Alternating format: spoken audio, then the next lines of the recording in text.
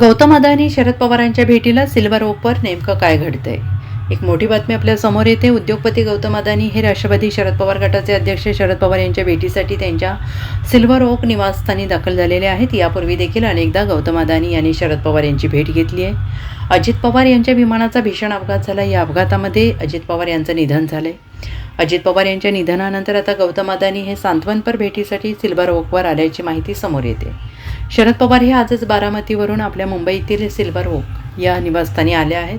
त्यानंतर आता गौतम अदानी हे शरद पवार यांची भेट घेण्यासाठी सिल्वर ओकवर पोहोचले आहेत.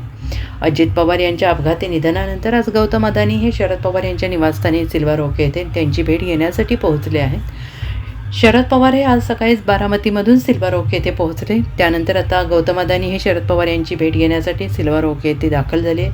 अजित पवार यांच्या निधनानंतर सांत्वनपर भेटीसाठी अदानी हे सिल्वर ओकवर आल्याचं बोललं जात आहे.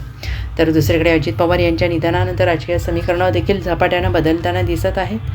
या सर्व पार्श्वभूमीवर देखील या भेटीला महत्त्व प्राप्त झालेलं आहे. शनिवारी सुनेत्रा पवार यांनी उपमुख्यमंत्री पदाची शपथ घेतली. त्यापूर्वी शरद पवार यांनी एक पत्रकार परिषद घेतली. या पत्रकार परिषदेमध्ये बोलताना त्यांनी मोठं विधान केलं होतं. आपल्याला उपमुख्यमंत्री पदाबाबत कोणतीही कल्पना नाही, आपल्याशी या संदर्भात कोणतीही चर्चा झालेली नाही, असंही शरद पवार यांनी म्हटलेलं होतं. तसेच यावेळी बोलताना त्यांनी दोन्ही राष्ट्रवादीच्या विलिनीकरणासंदर्भात मोठं विधान केलं आहे. 12 तारखेला दोन्ही राष्ट्रवादी पक्ष एकत्र येणार होते असा दावा त्यांनी केला होता. शरद पवार यांच्या विधानानंतर राजकीय वर्तुळात चर्चेला उधाण आलेलं आहे. Bureau report SPN Marathi, Mumbai.